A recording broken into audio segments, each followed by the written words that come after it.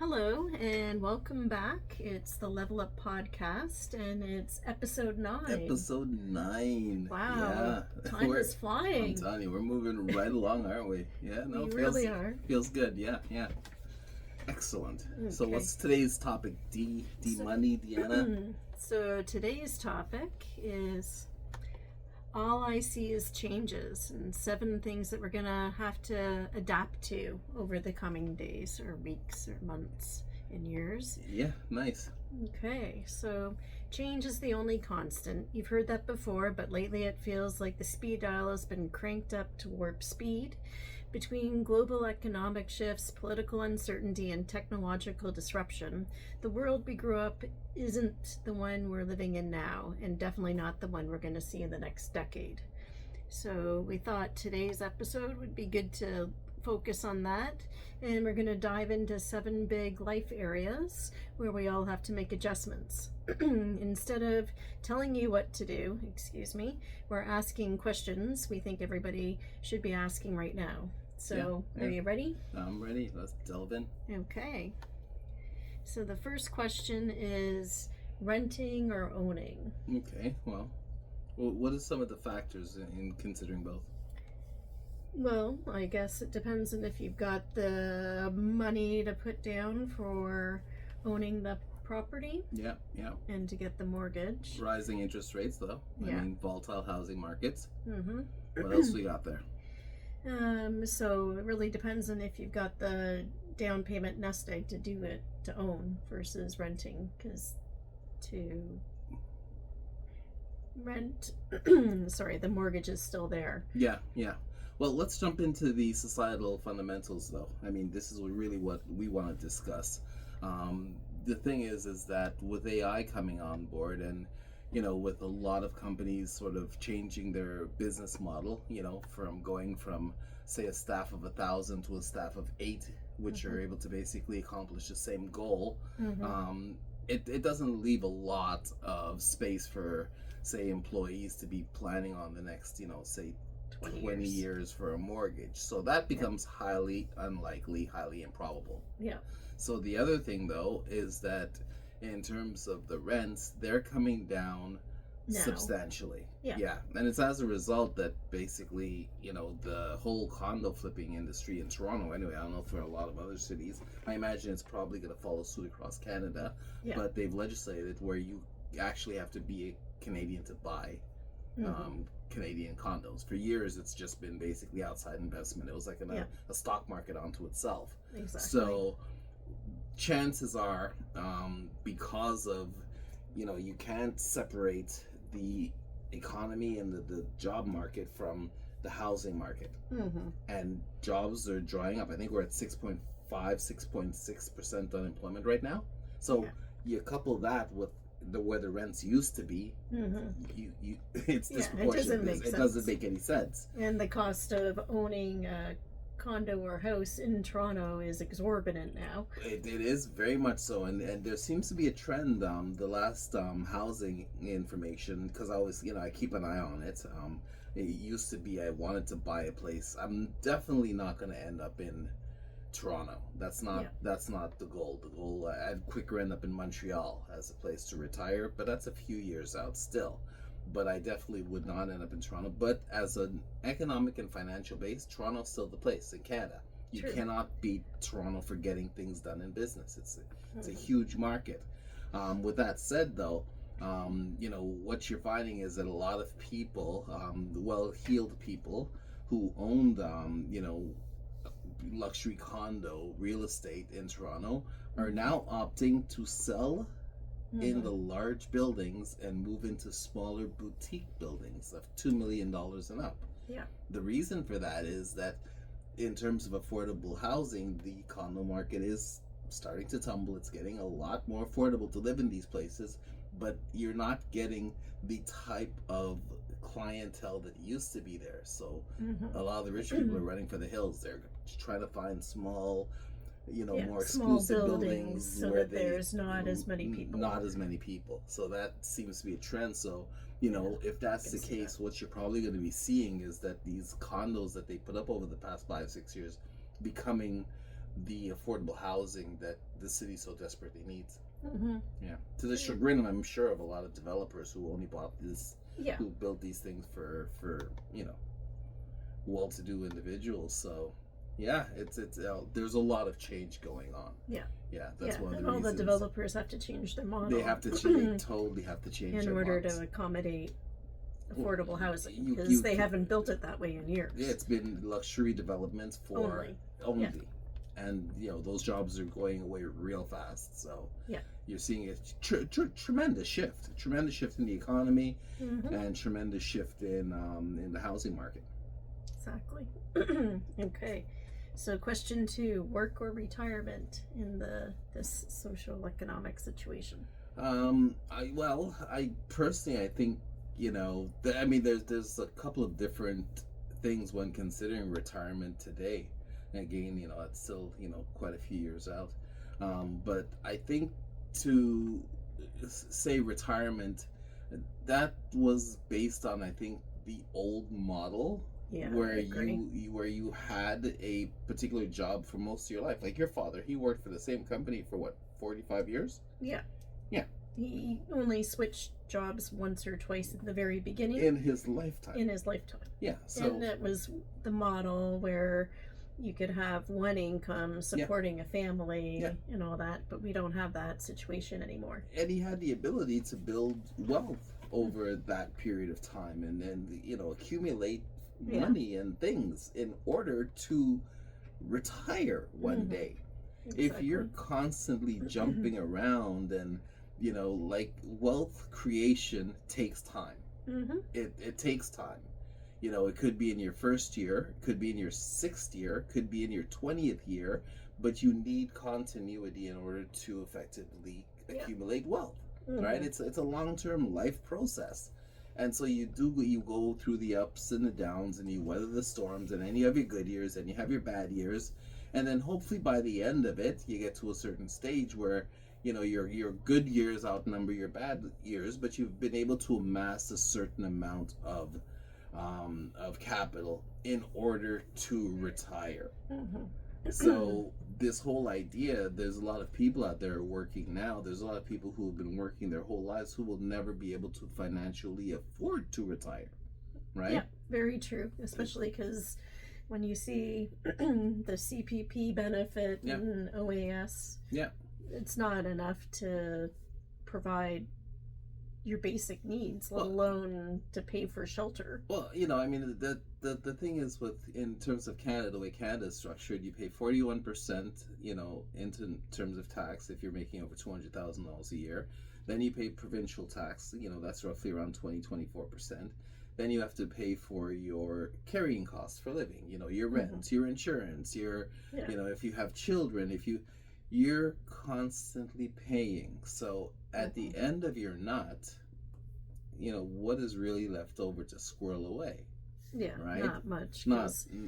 Plus the uncertainty of the economics and and the employment, right? There's a lot of people getting laid off and let go, so they have to just utilize whatever savings they have to get back up on their feet again. Well, and the other thing that I think we have to sort of consider, living in North America, and is that when you retire, your expenses don't go away. Okay, it's not like you're retired and all of a sudden, okay, you can stop paying now. No, you're still footing the bill for your life. You gotta eat, you gotta pay, upkeep on your house, condo, wherever you rent or whatever. You gotta buy food, you gotta feed yourself. And generally when people are retiring, that's generally when they're sort of bit up there in age, so medical and health become huge factors, a priority in that situation. So you have to be able to weather those storms. So I mean, I think I believe that I saw this is was it who was that actor that was the WWE actor? Joey Baptista. He does all those movies, the big guy, or David Baptista. No, John Cicada? No. Yeah. It's Baptista. I like him. He makes these really great movies. Anyway, the reason I brought him up is that I saw a post on Instagram that he did the other day, And he said, basically, he said, you know what? The best advice I could give anyone is to live below their means. Right? Yep. He said, I live below my means. He said, when I left the WWE, I was flush with cash, and, you know, it was really living the life, thought it'd never end.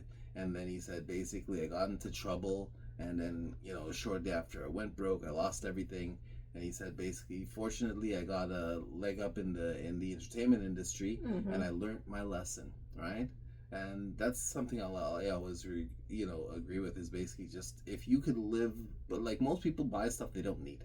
Yeah, you see it every day. Everybody's keeping up with the Joneses and continuing to buy things when they don't even need them. That's one thing you and I have in common, is that we don't, you know, our cars are paid off, our, you know, the stuff we have will last for the next, you know, 2-3 years, unless you want something, or you're going to an event, or you need a new suit or whatever. You know, we don't have to buy, and when we do buy, I go and find the best deals as well. as well, right? So the living doesn't cost us much. It's probably, food is probably what we spend most money on. Food, right? But the reality of it is that I think if you're not sort of trying to do your own thing, that eventually, hopefully, is going to, you know, hit pay dirt. It's really hard to bank on a job these days. Oh, for sure. Yeah, it's not like it was years ago. There's very little loyalty, so. No, that's true. Okay, so question 3. What do you think people are doing these days, family or lifestyle? Where do you think it lays now? I think because of how, you know, society has shifted, I think people are more leaning towards family. And I think predominantly because, you know, before, I think there was a lot of greed involved. There was a lot of, you know, people were just out sort of to get rich, and people were just out sort of to make money was the whole motivating factor. And then I think over the past 5 years, especially since COVID and then everything after, we've seen, you know, and it's really come out that these people who are highly accomplished, they aren't necessarily happier. No. Right? So it was basically a carrot dangling, you know, in order to keep people motivated. So, well, you can get rich, and then once you get rich, everything will be perfect. And it's really come out that, well, you know, these they're some of the most miserable people. A lot of the very, very wealthy and affluent, because you know, it becomes an addiction. You know, it's an insatiable thirst for, like, where do you get satisfied? But with family and with a good circle, you know, like you're my friend, like, and I'm lucky to have that friendship with you, because, you know, I can't imagine not having a friend like you in my life to just basically over a long period of time, you to know, see the evolution and the change. Well, and not only that, I mean, I've had, you know, up times, a lot more so than down, but I've had some down times, and I can tell you, if you weren't in my life at those periods, it would have been absolute, like, if you don't have somebody you consider family and somebody you could really depend on, you know, when you're in a bad way, if you're in a bad way, that's when you realize, you know, what money and what, you know, things mean to you, because they're the last things to come to your mind. Right?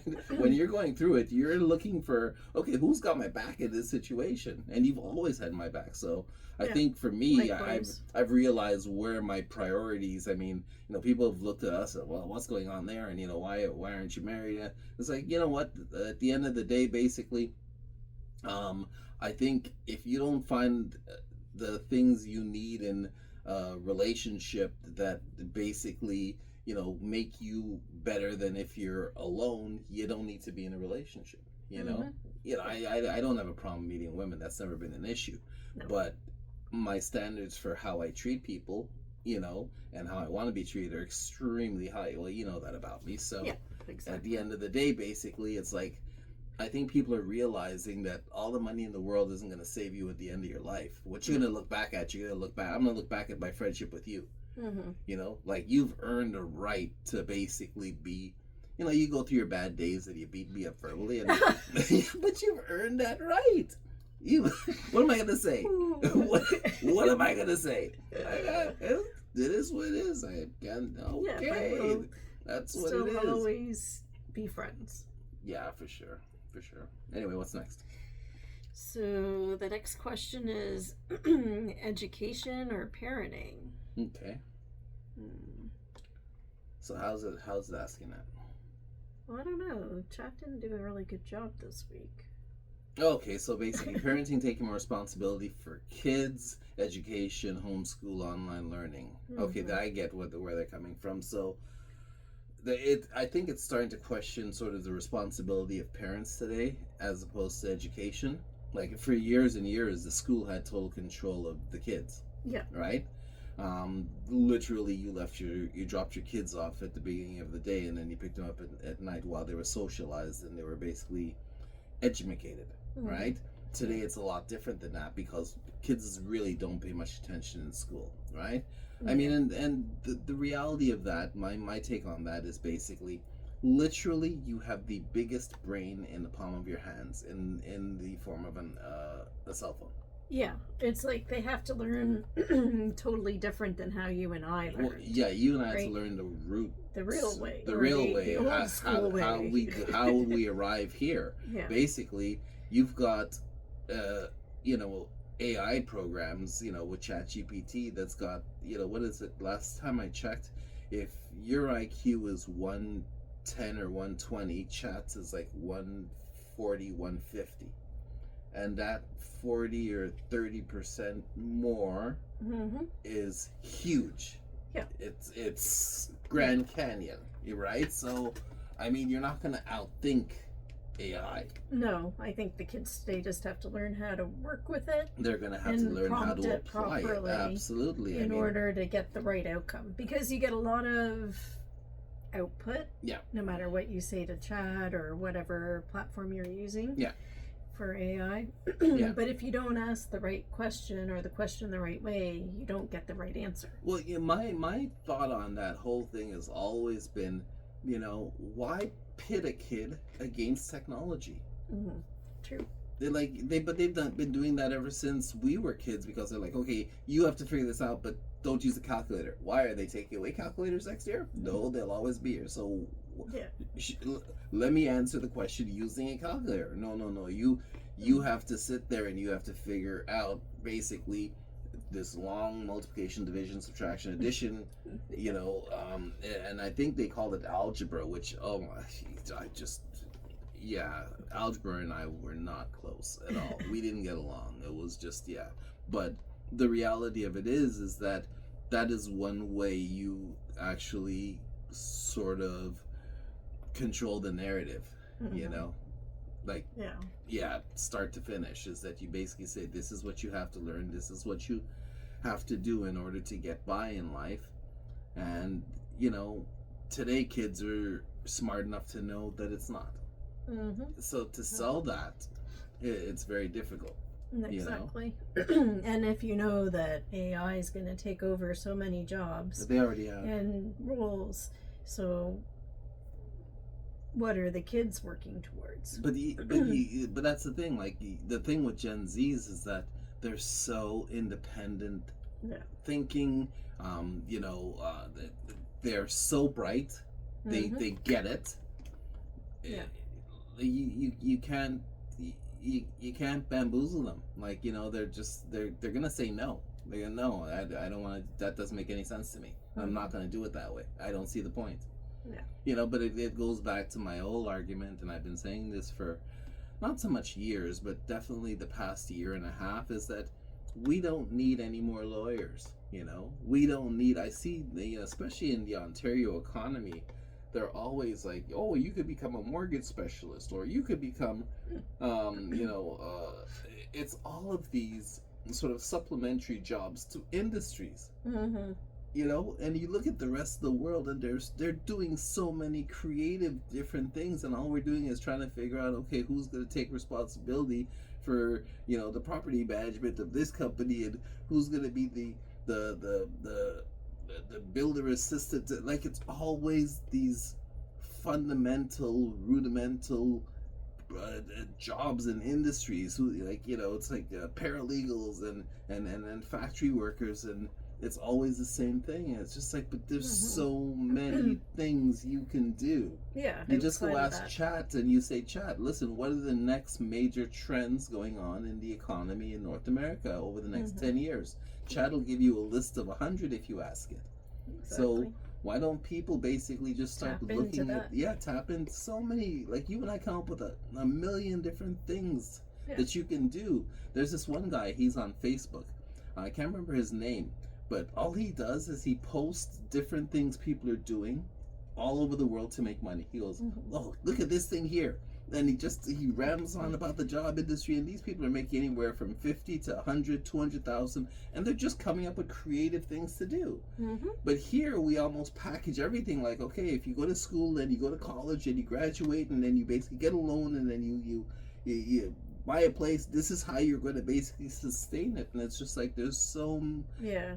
But that's not the reality anymore. Well, no, it's really as well. not. So people need to start adjusting, adapting. People need to start adapting. You're absolutely right. So yeah, what's next? Okay, so question 5 you Mhm. kind of delved into local or global. Okay. So in today's day and age.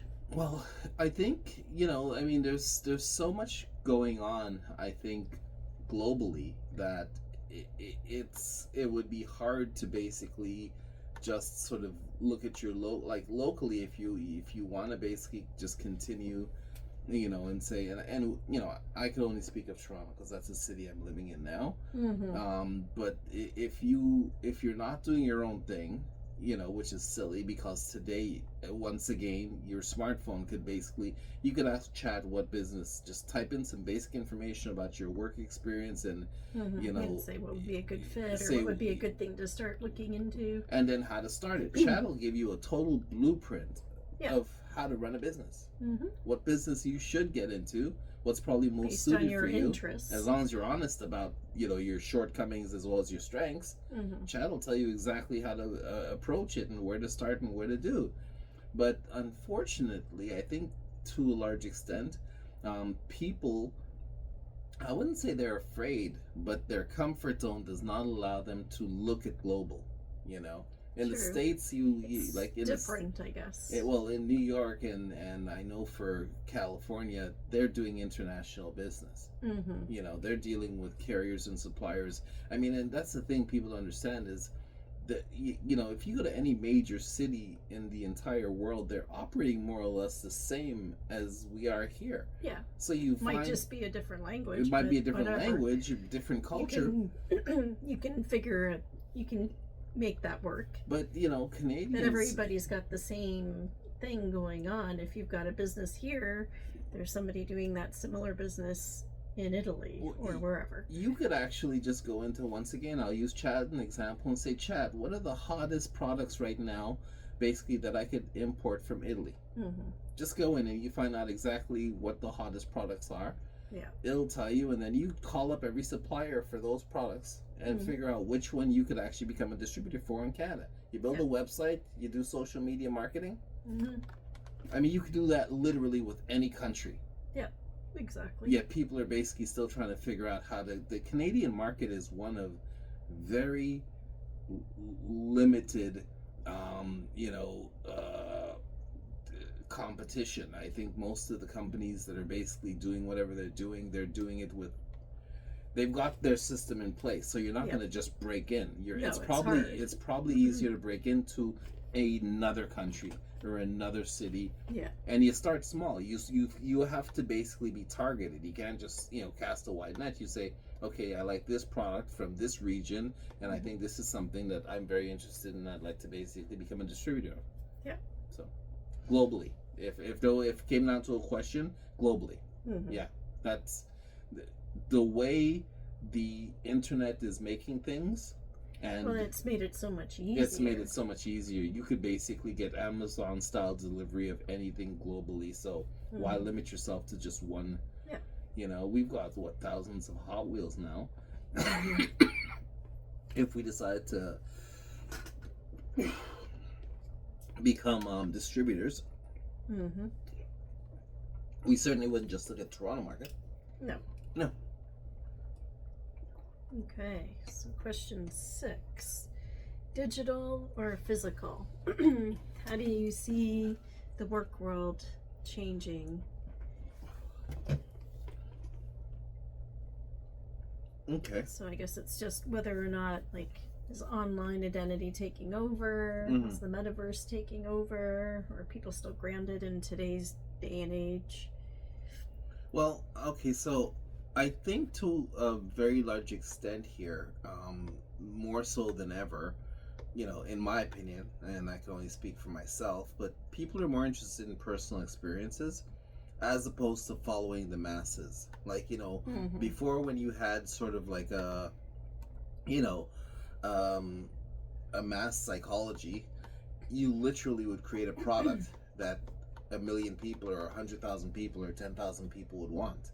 Yeah. Today, you have to cater it to the individual. So when you're creating a product or a service, you have to actually look at the community that it's going to serve. That's why community is such a big thing today. It's so you're no longer basically, just designing a product or service for, they say the best product is basically to help a pain point.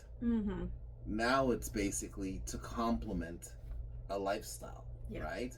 It has to become seamless. I mean, because bottom line is that people today, they don't really trust corporations anymore. They don't really trust big companies. That's why it's so important for a lot of companies to have a personal brand, and then to have basically a face to their personal brand, because they want to see who they're going to entrust their dollars to, and they want to basically figure, is this guy going to screw me eventually, so I think it's really more important that you actually make people feel that you're a part of the transaction, and you're not selling to them. You can't sell to people today. No, everybody has more than enough resources available for them to do research. Yeah, people research everything to death before they even by the time they decide to even to consider you for your services, they know everything. Yeah. Then it's just a question of go, oh, that's a company I want to deal with. That's the way that they are, the way that they put themselves out there, and their viewpoints and philosophy that aligns with mine. So I'm going to buy from them instead of those other people over there. Yeah, so if you don't cultivate, a culture of trust and transparency and authenticity, chances are you're not going to basically make it in today's market. No, people know enough to decide whether or not they're going to use you or not. So I think in answer to the question, I really believe it comes down to how well you're able to basically create messaging, create community, put an honest spin on whatever it is you're doing, and transparency. And I think that's going to determine whether or not you're successful in today's market. But it's definitely changed where, big business, they could just basically be the gold standard because they were big business. Today, people are looking for connection. They want to feel that they're part of something, and then they'll consider doing business with you. It's all about community. Yeah. Okay, question 7. Health or convenience? Okay. In today's day and age. So we all know what's good for us, but and life is really busy and complicated. So what do you think's going to win out? Will it be the convenience, or will people finally, I shouldn't say finally, make their health the priority instead? Well, the thing is, and I think what I've noticed, because you and I have started doing those short sort of 7 to 10 minute exercises, the Chinese exercises, the cure for 100 the cure for 100 illnesses remedy, and it's fantastic. Actually, it's just before I we're going to go back to the gym next month or whatever once summer's over, but and I just sort of stumbled across it, but they've been doing this for like 1,000 years. Yeah, so there's something to it. Oh no, I mean, I felt the benefits. Like, I was gonna go back. Remember, I was gonna head back last month, but then I found that and I thought, let me just try this, and it's been a total game changer. I sleep like a baby. I mean, I've got so much energy, the clarity, and literally it's like 7 to 10 minutes, and then maybe another 10 to 15 minutes for another part of it I do in the day. But I used to spend like 2 hours at the gym. Yeah. And that's at the gym, so never mind just walking across the street to go and then packing up to leave. So the whole thing would take about 2.5 to 3 hours. Oh, I know. You were really dedicated towards it. Oh yeah, no, for sure. But it was also just taking so much time, and then I don't think I was hitting all the points, because I was doing a lot of cardio, so treadmill, and then bicycle, and then not much Nautilus machines. But now with this exercise, like every single joint is moving. And whereas before you weren't doing the same sort of stretching or mobility. Like it didn't affect your whole body. It's incredible. I wish I found this like 10 years ago, but everything in its right timing. But what I'm trying to say basically is, I think Eastern medicine is making its way here slowly, because it's like that, the old Volkswagen Beetles test is that when you see one beetle, all of a sudden you start seeing them everywhere. All of a sudden I'm seeing all of these exercises. Exactly. And then there's the app, what's it called, the Masterclass Tai Chi app. Yeah. That we're probably gonna try out. But it's unbelievable. So in answer to your question, what I think is that people are gonna start finding things like this effective. Like I never even knew something like first of all, I think in North America we sort of think that if it's not difficult, it can't be effective. Yeah. Meanwhile, this 7-10 minute exercise is probably more results focused than you doing 2 hours at the gym. Oh, I haven't, I need to exercise. Obviously, the older you get, you definitely need to basically have some kind of regimen going. But I haven't felt this good in a long time. Between that's awesome. And a couple of the other ones, and they're all 10 minutes. I didn't think that was possible. Exactly. And that's sort of what I've learned, because you introduced me to that one, so I do that in the morning. But then I've sort of been a lover of the Fit On app. And they've got these short, quick little exercises that you can do. So I do them throughout in the morning, and then when I get home from work, and then before I go to bed. So I'm getting all these quick hit exercises and routines in place, and get your body moving and going. Yeah, no, I can see it. I'm feeling better. I can see it in your skin. Your skin looks really young. You look really refreshed. But I'm also I'm paying a lot more attention to my diet too. I think it's the combination of the two. Well, I think that's important. I think as you age, you really have to put the time in, and you have to prioritize your health. You have to prioritize your health. You have to make it an important part of your daily regimen, that you're actually doing these things, because at the end of the day, basically, it's like we all go through the aging process if we're lucky. How you age is entirely up to you. Exactly. And the person who doesn't take care of themselves is going to have a hard old age. Terrible. Right. I'd rather I'm working on my mobility and all those good things, and I've noticed a difference as opposed to just doing cardio and stuff at the gym. So just mixing it up that way. But it's worth it, isn't it? Yeah. I mean, don't you feel better? Yeah. So I mean, and the thing is that to not put in or have to put in a tremendous amount of work to feel better. As you progress, as you get older. It's phenomenal. So I'm gonna basically obviously still go to the gym, still do that, but never gonna stop this. No. But you just took a step back from the gym. Well, because did just a way to change your perspective on it, because you were going so hard. Well, that was. So maybe you'll go back to the gym with a new new set of eyes. Well, that was the problem. I was going so hard looking for this feeling that I could have gotten in 7 to 10 minutes, which doesn't make any sense no matter how you look at it. But I should have just asked my smartphone, which it kind of popped it up. I don't know how it. I swear they listen on your conversations, but all of a sudden this thing started coming up in my feed, and there's a couple of these people that do the exercises, and I just kept, well, let me try this, and wow. So okay, I'm glad you found that. Yeah, you and me both. Okay, so it's the end of episode 9. Knock it out. 9, ninth inning. Wow. Okay, so change can be overwhelming, but it can also be empowering. The more we expect and plan for change, the more we can shape it instead of just reacting to it. The truth is, every single one of these questions doesn't have a right answer, just the answer that works for you and your situation. Yeah.